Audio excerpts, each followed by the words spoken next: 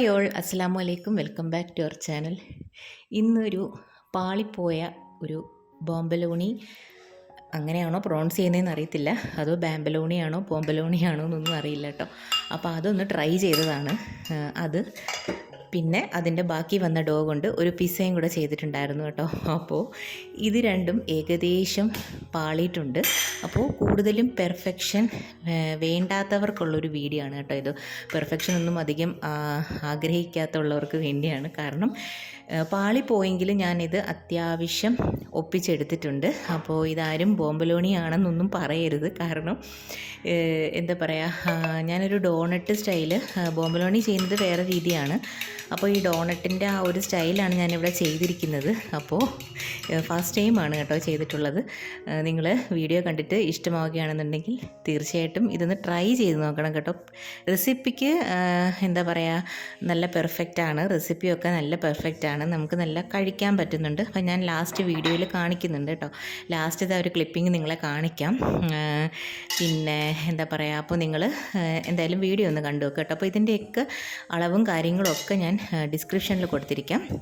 അപ്പോൾ നിങ്ങളൊന്ന് ചെക്ക് ചെയ്താൽ മതി കേട്ടോ. അപ്പോൾ കൂടുതലും പെർഫെക്ഷനൊന്നും ആഗ്രഹിക്കാത്തവരൊക്കെ ഉണ്ടെന്നുണ്ടെങ്കിൽ ഒന്ന് ഈ ചാനലൊന്ന് വിസിറ്റ് ചെയ്തിട്ട് പോകാം. കാരണം ഞാൻ 1-2 പാളിപ്പോയ റെസിപ്പീസൊക്കെ ഇതിൽ തന്നെ അപ്ലോഡ് ചെയ്തിട്ടുണ്ട് കേട്ടോ. അപ്പോൾ അതെങ്ങനെയാണ് നമ്മൾ മേക്ക് ഓവർ ചെയ്തെടുക്കുന്നതും ഒക്കെ ഞാൻ കാണിച്ചിട്ടുണ്ട്.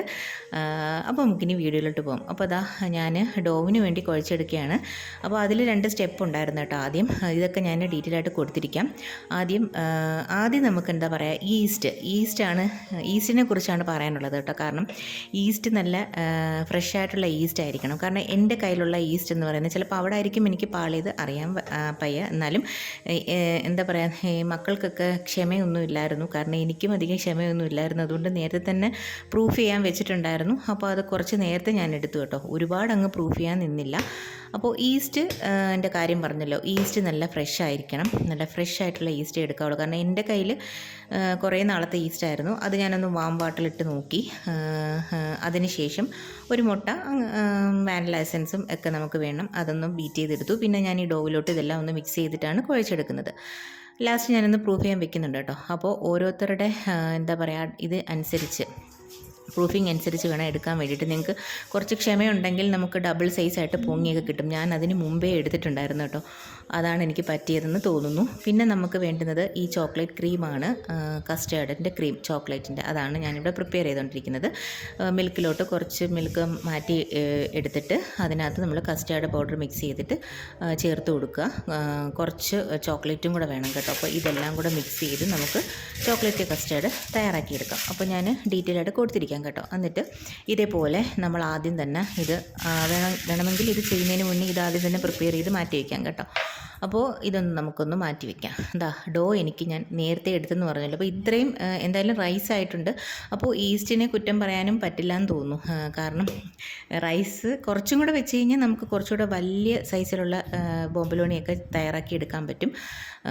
എന്തായാലും ഞാൻ അതിന് മുമ്പേ എടുത്തിട്ടുണ്ടായിരുന്നു കേട്ടോ. അപ്പോൾ ഇതെല്ലാം ഒന്ന് പരത്തി ഞാനിവിടെ കുക്കി കട്ടർ കൊണ്ടാണ് ചെയ്യുന്നത്. അപ്പം സാധാരണ നമ്മുടെ ഈ ബോംബലോണി ചെയ്യുന്നത് ഒന്ന് നമുക്ക് റൗണ്ട് ചെയ്തിട്ട് പ്രൂഫ് ചെയ്യാൻ വെക്കും കേട്ടോ. ഒന്ന് ബോൾ ഷേപ്പിൽ ഉരുട്ടിയെടുത്തിട്ട്. ഇവിടെ ഞാൻ കുക്കി കട്ടർ വെച്ച് ചെയ്തതിന് ശേഷമാണ് ഞാനിവിടെ പ്രൂഫ് ചെയ്യാൻ വെച്ചിട്ടുണ്ടായിരുന്നത്. അതായത് ഡോണറ്റ് സ്റ്റൈലാണ് ചെയ്തിട്ടുള്ളത് കേട്ടോ. അപ്പോൾ ഇതേപോലെ ട്രെയിനിൽ കുറച്ച് മാവ് തൂക്കി കൊടുത്തതിന് ശേഷം ഇതെല്ലാം കൂടെ ഒന്ന് അറേഞ്ച് ചെയ്ത് പ്രൂഫിങ് ചെയ്യാൻ വെച്ചിട്ടുണ്ടായിരുന്നു കേട്ടോ. അരമണിക്കൂർ. പക്ഷേ അരമണിക്കൂറായിട്ടും ഇത് പ്രൂഫായിട്ടുണ്ടായിരുന്നില്ല. അപ്പോൾ ഞാൻ അതിൽ നിന്ന് ഒരെണ്ണം എടുത്തിട്ട് നിങ്ങളെ കാണിക്കുകയാണ്. അപ്പോൾ ഇത് കേട്ടോ. അപ്പോൾ ഇതെന്തായാലും ഫ്ലോപ്പായി പോയിട്ടുണ്ടായിരുന്നു. നല്ല രീതിയിൽ പ്രൂഫായി കിട്ടിയിട്ടുണ്ടായിരുന്നില്ല. അപ്പോൾ ക്ഷമയില്ലായിരുന്നു എന്ന് പറഞ്ഞില്ല. അപ്പോൾ വീണ്ടും ഞാൻ ഒന്നും കൂടെ സെക്കൻഡ് പ്രൂഫിങ്ങിന് വെച്ചിട്ടുണ്ടായിരുന്നു കേട്ടോ. അപ്പം ഒരുപാട് സമയം വെച്ചിട്ടുണ്ടായിരുന്നു. അതിന് ശേഷമാണ് എനിക്കിങ്ങനെ നല്ല കുറച്ചെങ്കിലും ഒന്ന് എന്താ പറയുക പൊങ്ങി കിട്ടിയിട്ടുണ്ടായിരുന്നു കേട്ടോ. ഇതേപോലെ കിട്ടിയിട്ടുണ്ട്. അത്യാവശ്യം ഈ ഒരു സൈസിൽ ഞാൻ ചെയ്തെടുത്തിട്ടുണ്ട്. എന്നിട്ട് നമുക്ക് കുറച്ച് കാസ്റ്റർ ഷുഗർ വേണം. അതിലൊന്ന് എന്താ പറയുക ഡിപ്പ് ചെയ്തെടുക്കണം. ഓരോന്നും ഞാനിവിടെ ഡിപ്പ് ചെയ്തെടുക്കുന്നുണ്ട്.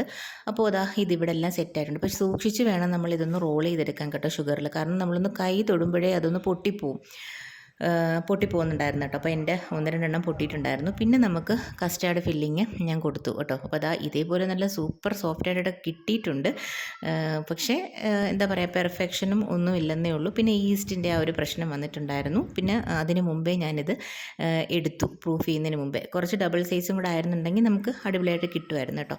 അപ്പോൾ ഞാൻ 2 പോർഷനായിട്ടാണ് എടുത്തിട്ടുള്ളത്. എനിക്ക് ഒരു പോർഷനിൽ നിന്ന് തന്നെ ഒരു 13 ബോംബലോണി കിട്ടിയിട്ടുണ്ടായിരുന്നു കേട്ടോ. അപ്പോൾ ഞാൻ ആ ഒരു പോർഷൻ എടുത്ത് പിസ്സ ചെയ്യാമെന്ന് കരുതി. പക്ഷേ ഫില്ലിങ്ങും കാര്യങ്ങളൊന്നുമില്ല.